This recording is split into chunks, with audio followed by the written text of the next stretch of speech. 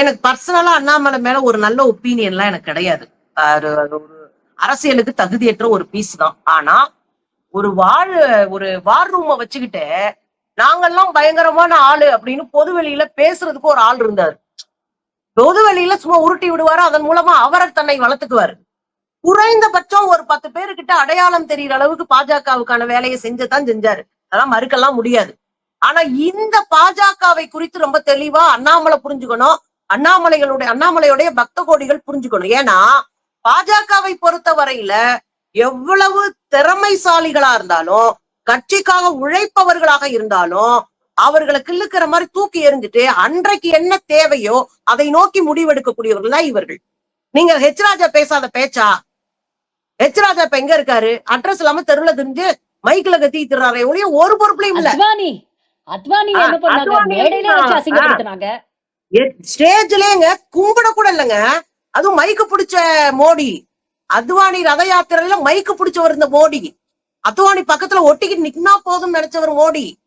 அப்படியே மைக்க பிடிச்சுக்கிட்டு அத்வானி கிட்ட நிக்கிற போட்டோ ரொம்ப பிரபலமான ஒரு போட்டோ இருக்கு.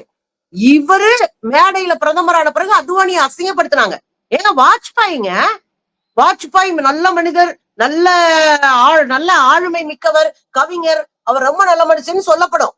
எனக்கு அந்த நான் அதை நம்பலன்னு வச்சுக்கோங்களேன். நம்ம ஆளுகளே சொல்லுவாங்க the right person in the wrong party அப்படின்னு சொல்ற வழக்கம் நம்மள்ட்டே இருக்கு. நான் ரைட் பர்சன் என்னுடைய ஒப்பீனியன். என்னுடைய ஒப்பீனியனும் அதேதான். ஒரு ரைட் பர்சன் எப்படிங்க ராங் பார்ட்டில இருப்பாங்க?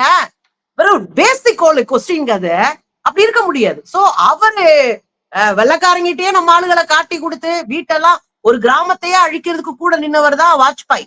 ஆனா கடைசி காலத்துல அவரை போய் பார்க்க நாதி இல்லைங்க. மன்மோகன் சிங் தான் அவர் வீட்டுக்கு போயிட்டே இருந்தாரு.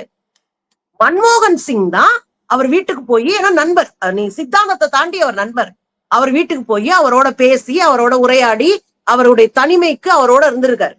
கடைசி வரைக்கும் மன்மோகன் சிங் தான் கூட நின்றுருக்காரு. கூட இருந்த ஒரு பயம் போல இருதய அறுவை சிகிச்சைக்கு கூட ராஜீவ் காந்தி தான் ஹெல்ப் பண்ணாரு அப்படின்னு ஆமா ஆமா அமெரிக்காவுக்கு அனுப்புனது. ராஜீவ் காந்தி அமெரிக்காவுக்கு போகிற குழுல இவருடைய பேரை போட்டு அனுப்பி இவ்வளவு விஷயம் செய்யும் போதும் கூட நிக்கல பாருங்க.